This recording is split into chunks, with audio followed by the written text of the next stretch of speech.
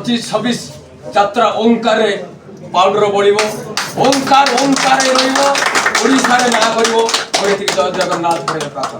ବନ୍ଧୁମାନଙ୍କୁ ମୋର ବହୁତ ବହୁତ ଭଲ ପାଇବା ମୋ ଉପରେ ସେମିତି ଆଶୀର୍ବାଦ ଥାଉ। ମୁଁ ଭାବିଥିଲି ଯେ ସମସ୍ତ ମାଲିକ ମୋତେ ଯଦି ବ୍ୟାନ୍ କଲେ ମୁଁ ଆଉ ହୁଏତ ଯାତ୍ରା ପାଟିର ରଙ୍ଗ ପାଉଡର ମାରିବି ନାହିଁ କି ମୋତେ ମରିବାକୁ ସୁଯୋଗ ଦେବେନି। କେସ୍ ସମାଧାନ ହେଇଥିଲେ ହୁଏତ ମୋତେ କେହି ବ୍ୟାନ୍ ହଟିଥାନ୍ତା। ଏପର୍ଯ୍ୟନ୍ତ କେସ୍ ବାଟରେ 2 ମାସ ହେଇଗଲାଣି। ଆଉ ମାଲିକ ସଂଘକୁ ସମ୍ମାନ ଦେଇ ତେଣୁ ତାଙ୍କ ପାଖରେ ନ ରହି ସମସ୍ତ 22 ମାଲିକ ପାଖରେ ନ ରହି ଆଉ ଗଢ଼ି ଉଠିଥିବା ଓଙ୍କାରର ଭୁବନେଶ୍ୱରରେ ସେ ପାର୍ଟିতে ମୁଁ ସ୍ୱାଗତ କରୁଛି। ତେଣୁ ମୁଁ ସେ ଓଙ୍କାର ରହିବା ପାଇଁ 25-26 ମନୋନୀତ କରିଛି। ଆଜ୍ଞା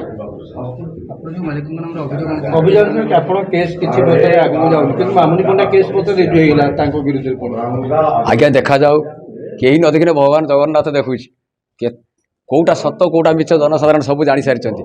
ଆଉ ଲୁଚିବାକୁ କିଛି ପଡ଼ିବ ନାହିଁ। ସେମାନେ ଖାଲି ଅପେକ୍ଷା କରୁଛନ୍ତି କୋଉଟା ସତ୍ୟ କୋଉଟା ମିଛ ଯୋଉଟା ଯାହା ହବ ସେମାନେ ଆଗେ ଆଟାକ୍ କରିବେ ଜନସାଧାରଣ। ଏଇଟା ଏମିତି ହେଇଥିଲା କାହିଁକିନା ନିଜେ ବାଇକ୍ ଦେଇଛନ୍ତି କ'ଣ ହେଇଥିଲା କ'ଣ ନାହିଁ କେତେ କ୍ୟାମେରା ଥିଲା ତା ଭିତରେ କିଏ ଥିଲା ସବୁଗୁଡ଼ାକ ଭିଜୁଆଲ୍ ନଷ୍ଟ କଲେ କେମିତି ହବ। ହଁ ମୁଁ ଯାଇଥିଲି ଟଙ୍କା ଫେରାଇବା ପାଇଁ। ସେମାନେ ଫୋନ୍ କରି ଡାକିଥିଲେ ମୋତେ ପଇସା ଫେରାଇ ଦେଇଯା। ମୁଁ ତ ଯାଇଥିଲି ପଇସା ଫେରାଇବା ପାଇଁ ଯାଇଥିଲି। ମୁଁ ମାଡ଼ ଖାଇଛି। ଆଉ କେମିତି ସୁଯୋଗ ଆଇଲେ ନାଇଁ ସେମାନେ ଯୋଗାଯୋଗ ମୋ ସାଙ୍ଗରେ କରିନାହାନ୍ତି ମୁଁ ତାଙ୍କ ସାଙ୍ଗରେ କରିନି। ବେନ୍ ତ ମୋ ଉପରେ ଅଛି ଯୋଗାଯୋଗ କାହିଁ କରିବେ। ସେ ତ ବେନ୍ କରିଛନ୍ତି। ବାକି ସେ ଯେଉଁ କହୁଛନ୍ତି ତାଙ୍କୁ ପଇସା ଫେରାଇବାକୁ ଯାଇଥିଲି ମୁଁ ମାଡ଼ ଖାଇକି ଆସିଛି। ତାପରେ ଆଉ ଯେତେବେଳେ ଫେରାଇବାକୁ ଯିବି ମୁଁ କେମିତି ଯିବି କେଉଁ ଜାଗାକୁ ଯିବି ଫେରାଇବାକୁ ମୋତେ ମାରିଦେଇ ପାରନ୍ତି।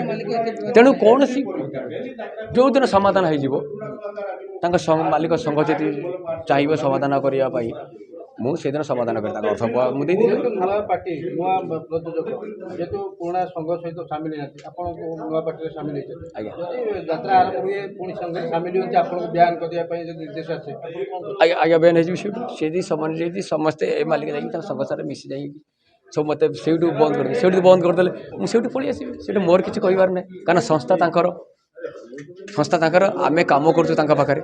ସେମାନେ ଆଜି ରଖିଛନ୍ତି କାଲି ବ୍ୟାନ୍ କରିଦେବେ। ଯେମିତି ଆମର ଭଦ୍ରକର ଗଢ଼ି ଉଠିଥିବା ପାର୍ଟି ରାଜନନ୍ଦିନୀ କହିଲା ନରିପଣ୍ଡା ମୁଁ ରଖିବି।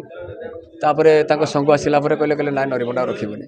ଅନୁଷ୍ଠାନ ତାଙ୍କର ସେ କାହାକୁ ରଖିବେ କାହାକୁ ନ ରଖିବେ। ଆପଣ କମ୍ପ୍ଲେନ୍ କରିଥିଲେ ଯେ ଆପଣଙ୍କୁ ନାଣ୍ଡୁବାବୁ ନିଜେ ମାରିଛନ୍ତି। ଏବେ ମାମୁନି ମ୍ୟାଡାମ୍ କମ୍ପ୍ଲେନ୍ କରିଛନ୍ତି ତାଙ୍କୁ କମିଟି ସଭ୍ୟଙ୍କ ଦ୍ୱାରା ମରାଇଛନ୍ତି। ଆପଣ କମିଟି ସଭ୍ୟଙ୍କ ପାଖରେ ଭୟଭୀତ କି କୌଣସି ଆଜ୍ଞା ଦେଖନ୍ତୁ ପ୍ରତି ମୁହୂର୍ତ୍ତରେ ମୋ ଭୟରେ ଅଛି। କାରଣ ସେମାନେ ମୋତେ ଧମକ ଦେଇଛନ୍ତି। ମୋ ଜୀବନ ପ୍ରତି ବିପଦ ଅଛି ବୋଲି ମୁଁ ଥାନାରେ ଲେଖିକି ଦେଇଛି।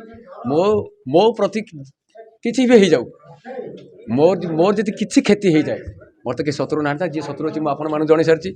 ସମ୍ପୂର୍ଣ୍ଣ ଦାୟୀ ରହିବେ ସେଇ। ତାପରେ ଆଉ ଯେତେ ଚାପିଲେ ବି କେସ୍ ଚାପିବନି। ତମେ ଜନସାଧାରଣଙ୍କୁ ଅଟକେଇ ପାରିବେନି।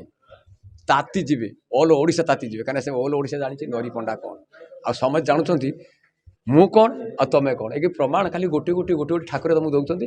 ଖାଲି ତମେ ଦେଖ କ'ଣ ହେଉଛି ସେଇଟା ମୁଁ କେମିତି କହିବି। ମୁଁ କାହିଁ ଅନ୍ୟ କେଉଁ ପାର୍ଟି କହୁନାହିଁ ଅନ୍ୟ ମାଲିକ କହୁନାହିଁ। ଅନ୍ୟ ମାଲିକ ସାର୍ କିଛି ଶତ୍ରୁତା ନାହିଁ।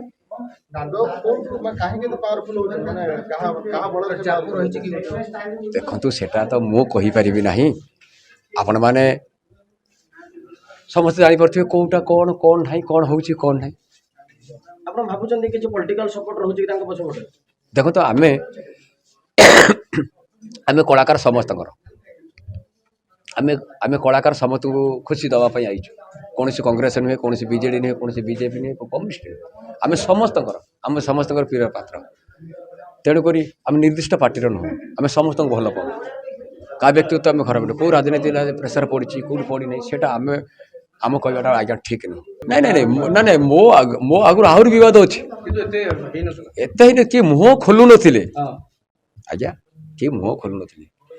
ମୁଁ କାହିଁ ମୁହଁ ଖୋଲିବିନି। ମୁଁ ସତ କଥା କହିବାକୁ ଯେଉଁଟା ପ୍ରଥମରୁ କହୁଛି ଏବେ ବି ସେ କହୁଛି ସତ୍ୟ। ସେ ଯେଉଁଟା କରୁଛନ୍ତି ସେ ଅନୁଭବ କରୁଥିବେ ମୁଁ ଠିକ୍ କରିଛି କି ଭୁଲ କରିଛି। ମୁଁ ସବୁଦିନ ଠାକୁରଙ୍କୁ ଡାକୁଛି ଜଗନ୍ନାଥଙ୍କୁ ଡାକୁଛି ମୋ ହାତ ଡାକିଛି ତାପରେ